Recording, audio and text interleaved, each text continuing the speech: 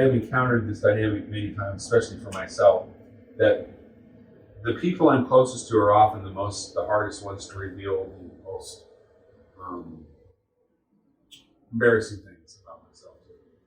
You want them to find it out for themselves. You Really? wouldn't have known that answer, yes. But Really? that is what you want them to do. You want them to know you so well that you don't have to explain the parts of yourself that you are ashamed of or embarrassed of or not even accepting of. You want them to see them in you, love you despite or for them, and give them to you as the gifts that they are from the love that they have. Okay. That makes sense. Okay. I have a really old friend. She's not old. Back. She was my work spouse when I was in New Georgia. And we stopped being in contact with her a while ago, and her husband killed himself 6-7 years ago. And I realized the thing that's stopping me from contacting her is that it's been so long.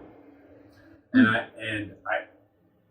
mentally, I understand that that's really no reason to stop doing it, but I keep stopping myself from doing it. Why?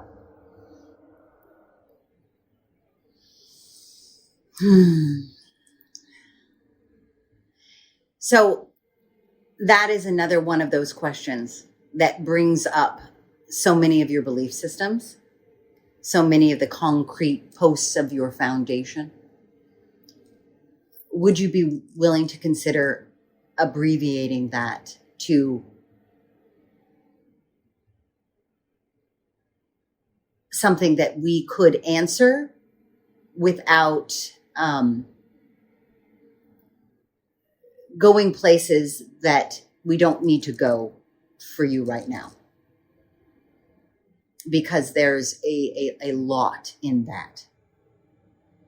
So perhaps another way, if this felt right, would be to say, what do I need to overcome in order to reach out? Or is it important for me to reach out? Or is it okay that I don't reach out? Otherwise, we would need to start at the beginning of that question and break it down piece by piece to answer how you got to this place. Does that make sense? Mm-hmm. Okay. How do I overcome this small block that's stopping me? Why do you want to? Because I want to talk to her. So why don't you? I don't know. So it would be likely that the impediment to doing what you don't want or what you say you want to do is that you don't want to. I do know. Excellent. Okay. I sat in it. I don't want the feeling at that moment of talking to her again and realizing that it's been a long time since I have talked to her, and I am going to feel guilty about not talking to her. Yes. Yes. So the awareness that you would let guilt keep you from doing something that you want is a good awareness to have. Mm-hmm. You don't have to do anything with it. You can just allow it to be an awareness. And that would be an example of one of those pillars we spoke about. Yeah. In what other ways in your life have you let guilt keep you from doing something you wanted to do? Are you prepared to no longer allow guilt to be an impediment between your desires and your actions? And if you are not, that is okay.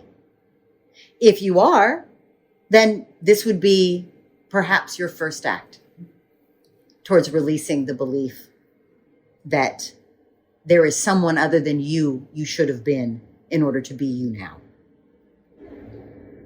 I like that.